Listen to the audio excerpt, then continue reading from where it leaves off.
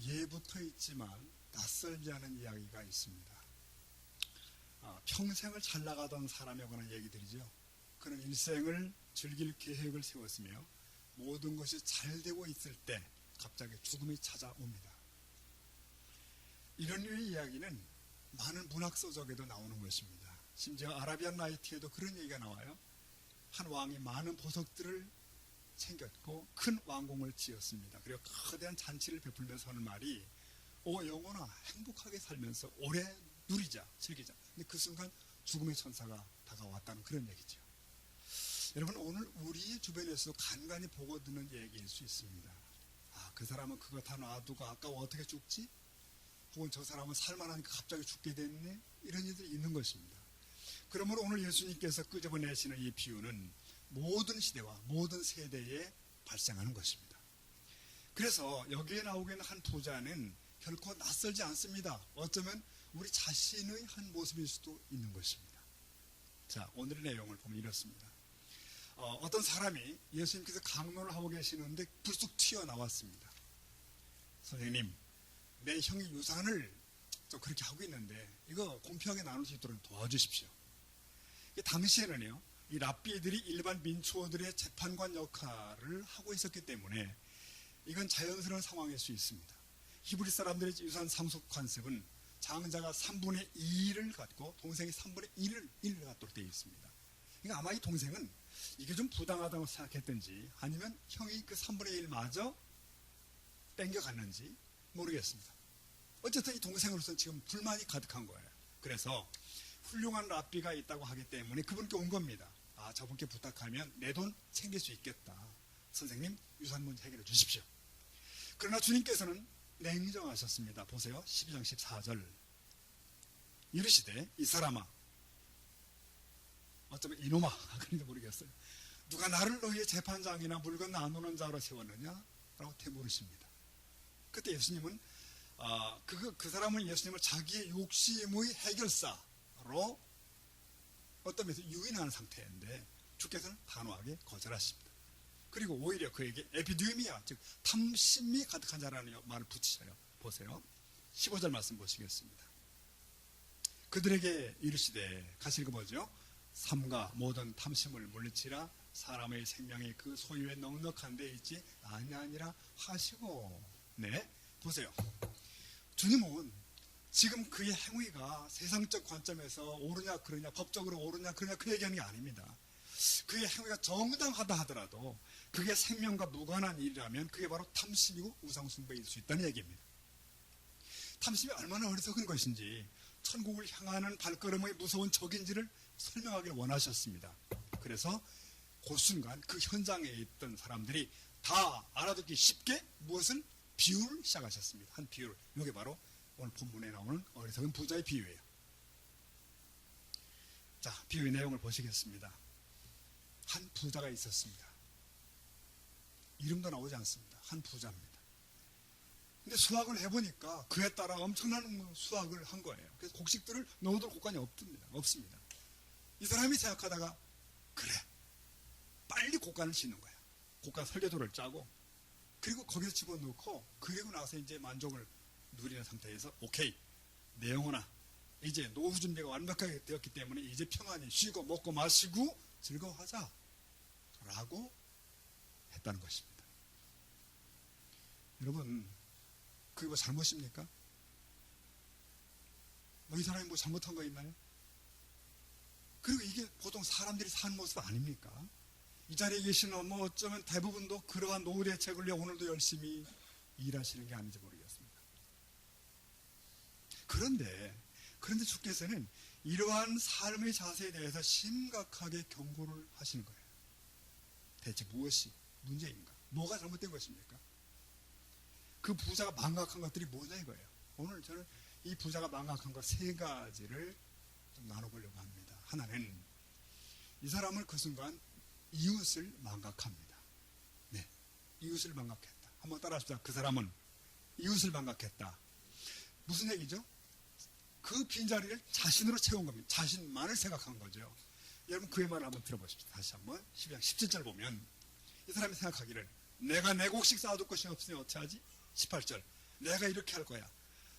내 모든 곡식과 물건을 거기서 놔둘 거야. 19절. 내가 내 영혼에게 말하기를 그래 즐기자 하리라. 여러분 보셨겠지만 전부가 나, I라고 하는 1인칭 대명사. 이게 주격, 이게 주인공이에요 지금. 오직 자기죠. 그러니까 그 자신의 평안, 자신만의 즐거움, 그 외의 것들은 여기에 개입된 게 없습니다. 여러분 만약 그의 창고가 너무 작아서 곡식을 다 보관해서 없었다고 한다면 남은 곡식을 좀 나눠주면 되는 거잖아요. 예를 들면 이것들을 기쁘게 함께 같이 살아야지. 그러나 그것은 그 사람 생각에는 자신의 것이에요. 자신만의 것. 그리고 그것을 통해 자신을 즐겨야 돼요 지금. 네. 이 사람의 행복에 대한 개념은 즐기는 것이고 먹는 것이고 마시는 것입니다.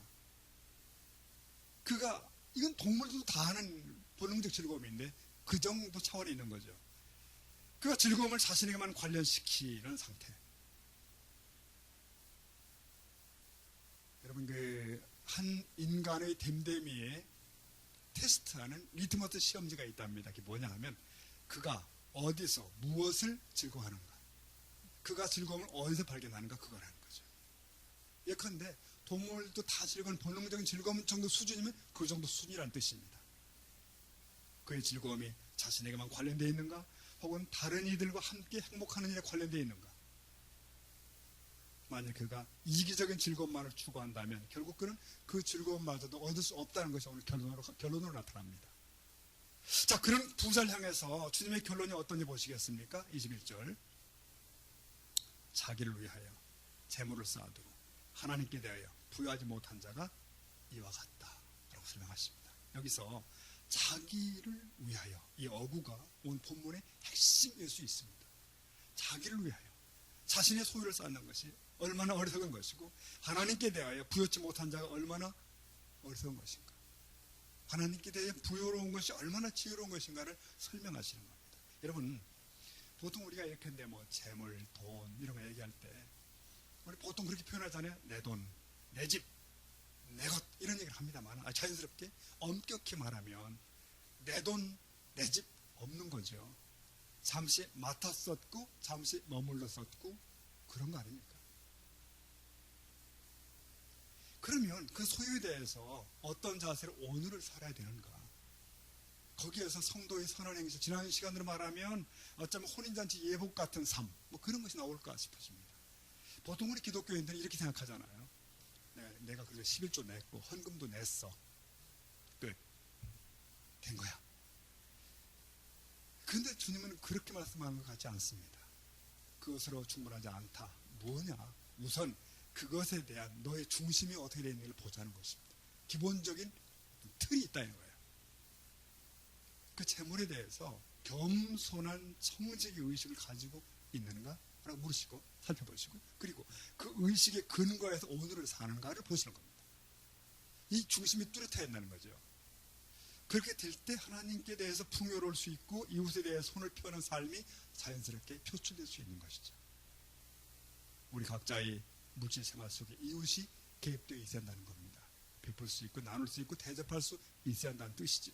개인이, 각자가. 자, 조금 빗나갈지 모르지만 이렇게 설명드릴게요. 근사에 저희 교회 상황을 잘 아는 분과 어떤 분과 점심을 하게 됐는데 그분이 진지하게 던지는 말 중에 이 말이 있었습니다. 지금 새소망 교회는 성도들의 헌금으로 겨우 건물을 유지하고 선교나 구제를 못하지 않는가? 그게 무슨 교회인가? 돌직구를 제가 맞은 거죠. 그가 가신 뒤에 제가 깊이 생각을 많이 해봤습니다. 과연 그러면 지금 우리는 잘못된 교회일까? 계속 생각을 하는 중에 주께서 어떤 이런 평안을, 마음을 주시더라고요. 뭐냐면 얘야, 절대 그렇지 않다. 교회가 뭐냐? 성도들이 진정으로 모여 예배하는 공동체라면 다른 상황이 어떻든 그거 중요한 거 아니다. 그리고 그 예배 후에 각자의 삶의 자리에서 예수의 제자로 나의 제자로 살아날 수 있다고 한다면 내가 아끼는 교회가 그거다. 나는 그걸 아낀다. 말씀하시다. 여러분 그렇습니다. 이게 어쩌면 교회의 두 가지 근본적 핵심이에요. 물론 우리 교회가 보란듯이 교회의 이름으로 걸고 선교사역 크게 하고, 물론 지금도 크게 하지만 어쨌든 교회 이름으로 크게 하고 교회 이름으로 구제사역하고 나쁘지 않죠. 좋죠. 물론. 그러나 그것으로 교회를 판단할 수 없다는 것이에요. 교회의 이름으로 뭔가 하는 것보다 중요한 것은 교인인 각자 우리가 소금으로서 그 삶을 살아내는 것입니다. 이해되십니까, 여러분? 바로 그거예요. 그러니까 교회 이름으로 선교하고 교회가 유명해지고, 그러나 막상 교인들은 선교한 마음이 없는 거예요. 무슨 의미가 있는 거냐요. 전도자의 자세를 살지 않아요. 또 교회 이름으로 복지관을 짓고 구제사업을 하지만 막상 교인들은 삶의 자리에서 냉정하고 인색하고 이웃의 마음을 열지 않고, 무슨 의미가 있냐는 것입니다. 여러분, 교회가 선교한다는 것은 교인들이 선교적 삶을 살도록 하기 위한 방편이고, 그 다음 교회가 구제한다는 것은 교인들이 베푸는 삶을 살 수 있도록 보여주기 위해 그렇게 하는 거거든요. 근데 그건 없고 교회에 닫다 맡겨버리고 살면 없는 거예요. 다 뒤집힌 거죠, 이거 지금. 오늘도 우리 여성도님들이 준비한 식사를 우리가 이제 맛있게 이따 먹을 텐데, 다른 성도들, 다른 이들을 위해서 매주 식사 준비를, 이게 내 식구 챙기는 것처럼, 내 가족 챙기는 것처럼 그 마음으로 준비를 하잖아요. 이렇게 지금 하시잖아요. 근데 그 연습을 여기서 하시잖아요, 지금 교회에서. 그렇다면 교회 밖에서도 점차 그런 삶이, 섬기는 삶이 가능할 수 있겠다. 그런 교훈, 의미가 있는 것입니다. 이게 안 되는 것이, 이게 잘 안 되는 것이 한국 교회의 치명적인 약점입니다. 사실은 교회가 교회 이름으로 유명하고 담임 목사 이름으로 유명하고 다 이렇게 흘러가고 있는 거 아시죠, 여러분? 그게 교회의 진정한 실력 아닙니다. 여기 서울대학교의 총장이 누구신지 이름 아는 분 계십니까? 거의 없잖아요. 저도 모릅니다. 거기 학생들이 실력이 있기 때문에 인정을 받는 거예요, 그냥. 교회도 마찬가지입니다. 사실 교회가 유명하고 교회 목사가 주목받는 거, 그거는 주님의 관심이 들지 않을 겁니다. 그게 본질이 아니거든요. 이런 논조의 발표를 이제 제가 한 포럼에서 10여 년 전에 아마 한 적이 있습니다. 그때 맨 앞자리에 당시 상종관을 치시던 유명 목사님 앉아 계셨거든요. 그분이 시작했기 때문에 학교 강당이지만 그 교회는 급성장한다. 그런 지금 상태였거든요. 그때 막. 교회보다, 그 교인들보다 그 목사님이 유명한 거죠. 그러니까. 근데 그게 정상이 아닌 것을 그분도 인정을 하시더라고요. 진지하게 끄떡이고 메모하고. 우리 세수망 성도 여러분, 오늘 우리는 확신을 하셔야 됩니다. 우리 교회 성도님들이 헌금 들여서 하는 일이 지금 겨우 건물 유지하고 기본적 지출 같은 게 감당 그냥 해내고, 뭐 일단 답답하죠. 사실 답답합니다. 재정적으로 어색하고. 그러나 만일 우리가 진정한 예배자일 수 있고, 여러분, 그래서 진정한 예배 공동체가 형성이 되고, 그리고 우리 각자가 그리스도의 제자답게 여러분의 가정에서, 여러분의 직장에서, 사회에서 빛으로 소금을 살아내시면, 그러면 주님은 진정 우리 교회를 기뻐하십니다. 여러분 믿으셔야 됩니다. 성경 그대로입니다.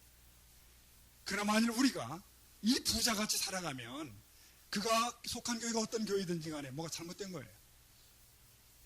가치가 없는 것입니다.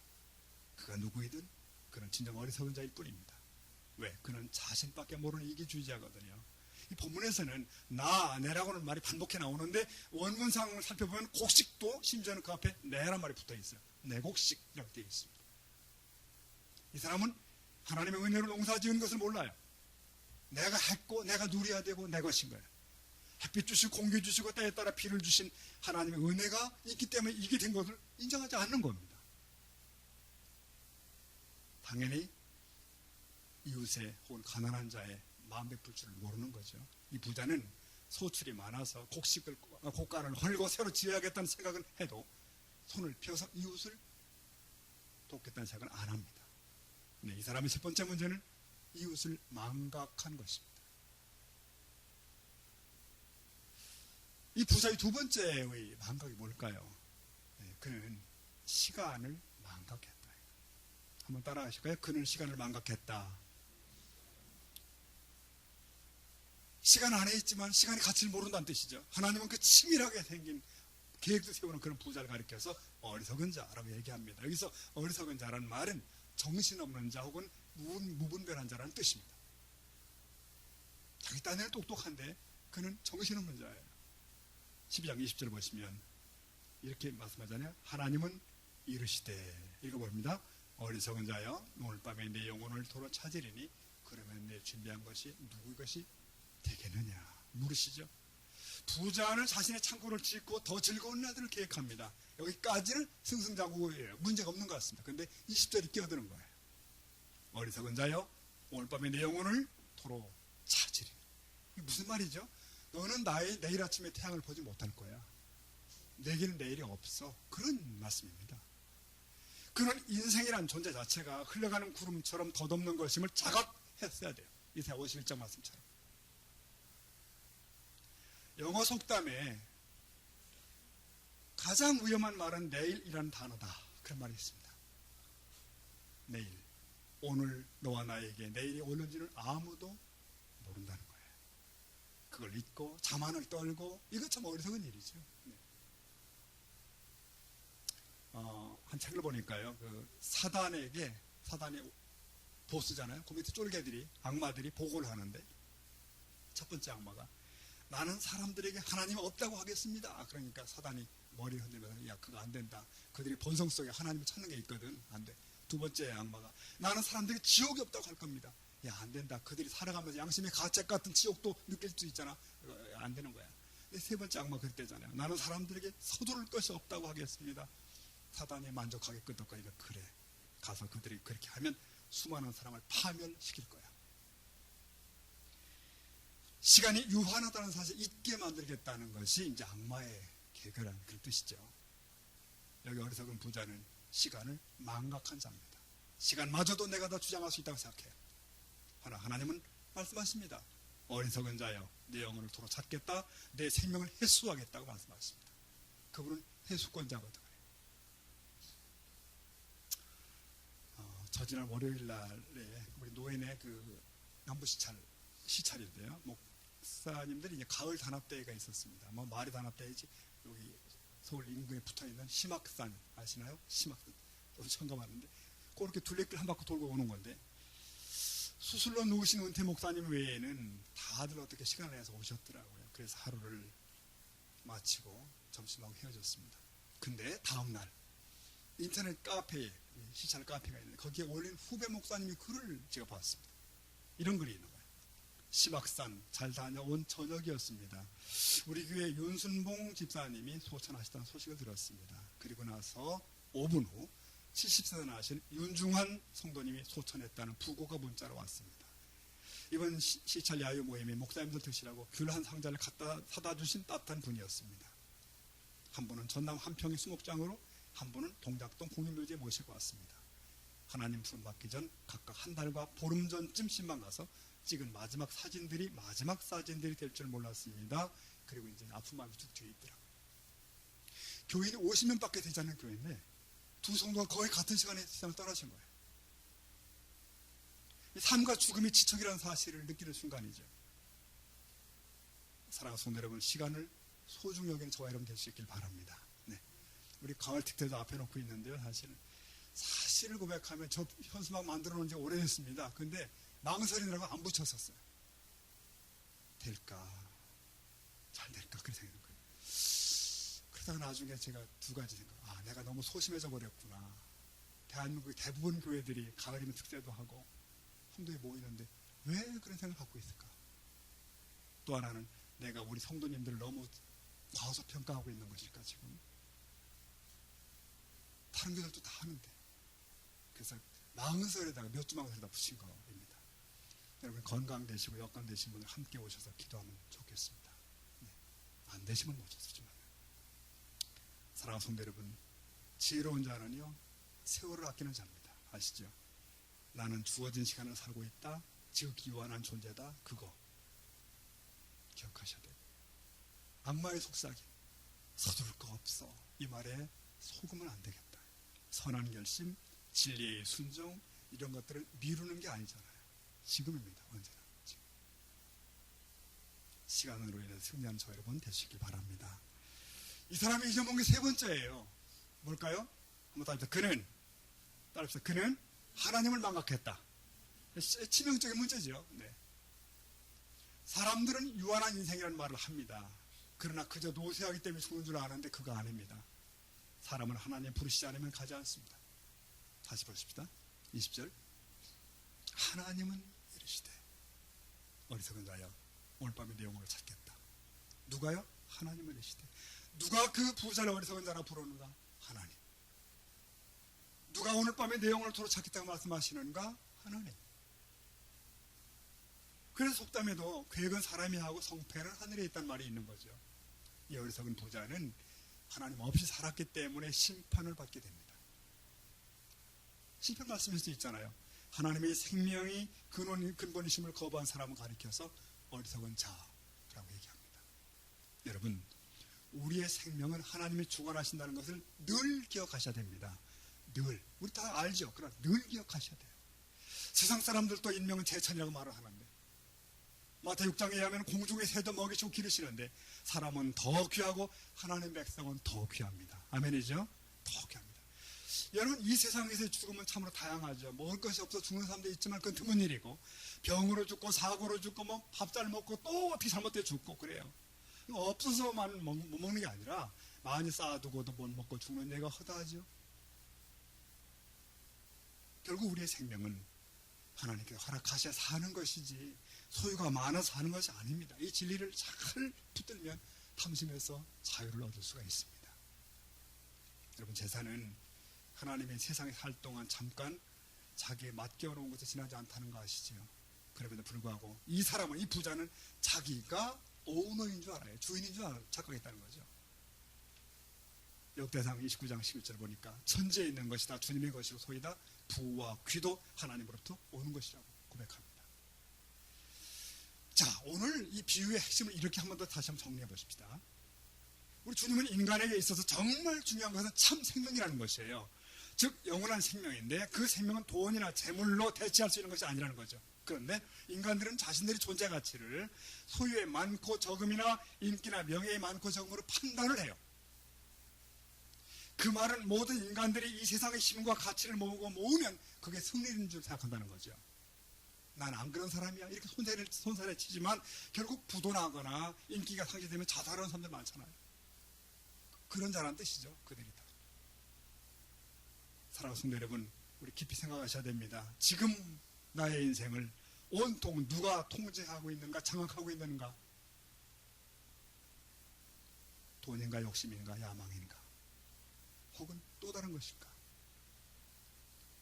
그런데 그런 것들은 사실 한시적이며 유한한 것들입니다. 따라서 그런 것들에게 통제되고 장악된 인생은 그것들과 함께 멸망할 수밖에 없어요. 그것들이 넘어질 때 같이 넘어지는 겁니다. 그걸 죽음이라고 하는 것입니다. 반면에 참 생명에 의해 장악된 인생은 어떻게 될까? 지금 이 세상에서는 내 뜻대로 되는 게 없다 할지라도, 움켜쥔 게 뻔하 보이지 않는다 할지라도, 그것들이 나를 떠날지라도 나를 장악하고 있는 것이 영원한 생명이므로 그가 영원히 살게 되는 것입니다. 그걸 영생이라고 합니다. 자, 그렇다면 우리는 이 땅에서 어떤 자세로 살아야 하는가? 본문 21절이 거기에는 해결책이라 말할 수 있습니다. 다시 보십시오. 21절 읽어봅니다. 시작. 자기를 위하여 재물을 쌓아두고 하나님께 대하여 부여하지 못한 자가 이와 같으니라. 자기만을 위해서 그것들을 쌓아두고 망한 자가 부자라면 우리는 하나님께 대하여 부유한 자가 되어야 된다는 그런 얘기죠. 그렇다면 하나님께 대하여 부유하다는 게 뭔가? 산상수훈을 보면 이 얘기가 조금 더 구체적으로 설명이 됩니다. 마태 6장 보시면은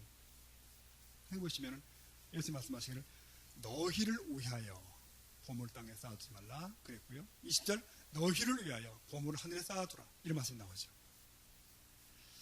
자, 여기서 똑같이 너희를 위하여라는 말이 중심을 이룹니다. 자신을 위하여 보물을 땅에 쌓아두는 행위가 어리석은 행위고 자신을 위하여 하늘에 보물을 쌓는 자가 하나님께 부유한 자라는 대비입니다. 그게 진짜 너희를 위하는 일이라는 거예요. 여기에서 보물을 땅에 쌓아두지 말라는 어구를 직역하면 땅의 보물을 땅에 쌓지 말라. 그리고요, 보물을 하늘에 쌓아두라는 어구는 뭐냐? 하늘의 보물을 하늘에 쌓아라. 이 말은 땅의 보물은 땅에 쌓일 수밖에 없고 하늘의 보물은 하늘에 쌓일 수밖에 없다는 말입니다. 그렇다면 땅의 보물이 뭘까요, 여러분? 땅의 보물은 세상 사람들이 다 추구하는 것들입니다. 다 힘과 가치와 명성과 인기와 이런 것들이 다 땅의 보물들이거든요. 그리고 거기에서 획득한 수확물을 땅의 보물이라 말하는데 천국에 쌓는 곡식도 그거죠. 반면에 하늘의 보화는 뭐예요? 밭에 감추인 보화가 뭐죠? 예수 그리스도이시고 진리잖아요. 그렇다면 하늘의 보화를 하늘에 쌓는다는 게 무슨 의미인가? 하늘의 보화이신 예수님을 더욱더 굳게 믿고 의지해가는 상태입니다. 진리에 입각한 삶을 하늘의 보물을 쌓는 것이라 말하는 것입니다. 이해되십니까 여러분? 21절에 내 보물 있는 곳에 내 마음도 있다 그러셨는데, 그러면 이 땅의 보물을 땅에다 쌓고 있는 사람들의 마음은 어디 있다는 뜻이죠? 이 땅에 있다는 얘기예요. 이 땅의 보화에 연합되어 있다는 말입니다. 그들은 이 땅의 그것들과 함께 운명을 함께하게 되는 것이지요. 그런데 이 땅의 보화가 어떻게 된다고요? 조미 먹고 녹이 들고 도적이 잃고 이렇게 되는 거란 거예요. 이게 바로 세상 사람들의 운명입니다. 화려한 것 같지만 결국에는 좀 먹고 욕스로 멸망당하는 것이 이 세상과 세상에 마음을 둔 사람들의 마지막이에요. 여러분, 이 땅의 보화들은 다양하잖아요. 이 부자에게는 곡식이고, 누구에게는 부동산이고, 누구에게는 자기 만족과 인기와 명성 혹은 즐김이죠. 그 모든 것이 다 나를 위하여라는 제목하에 들어가 있는 목록들입니다. 우리가 자기 만족과 인기를 누리기 위해 행하는 것들 있다면 모두가 다 자기 의를 쌓는 것들이에요. 진정 하나님을 아는 자들은 그렇게 하지 않는다는 것을 기억하셔야 됩니다. 여러분, 이게 한 걸음 더 나가서 조심할 것이 뭐냐면, 하나님을 잘 정확히 모르면서, 하나님의 은혜를 모르면서도 구제하고 선행하고 봉사하고 헌신하고 헌금할 수 있다니까요. 그래서 나는 너보다 나은 사람이야 라는 상대적 우월감을 챙기는 사람도 있을 수 있어요. 이게 대표적인 사람이었는데 바리새인들이 빠진 함정이죠. 그게 땅의 보물을 쌓는 거예요. 그게 바로 고가는 들이고 자만에 눕는 거죠. 이 본문은 인간들의 자기 만족, 자기의 쌓기를 곡식으로 하는 부자가 등장할 뿐이에요. 무엇으로? 곡식으로 해요. 그 사람은. 누구는 다른 것으로. 꼭 미래를 위해 창고 짓고 돈 모으는 게 나쁘다는 뜻이 아닙니다. 네. 마가복음 10장에 나온 부자 청년도 그런 경우거든요. 그 사람도 자기의 챙기는 예가 될 수 있어요.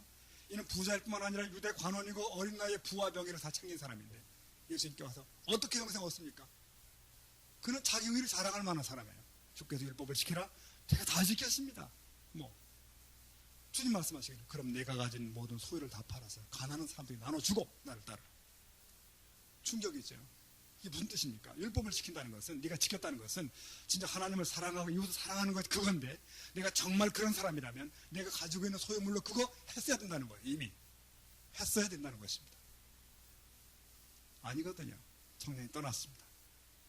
여러분, 잘 생각해 보십시오. 왜 주님께서 인간의 선한 행위와 이 돈이란 걸 자주 결부시킬까요? 현대 이 세상을 대표하는 것이 결국 돈이거든요. 이 사람은 곡식이지만 돈이 나의 힘이고, 돈이 미래를 보장하고, 돈을 쌓아서 자기를 자랑하고 미래를 보장받으려 한다면 그 마음에는 하나님이 부정되고 있는 것입니다. 그래서 어리석은 자가 되는 거예요.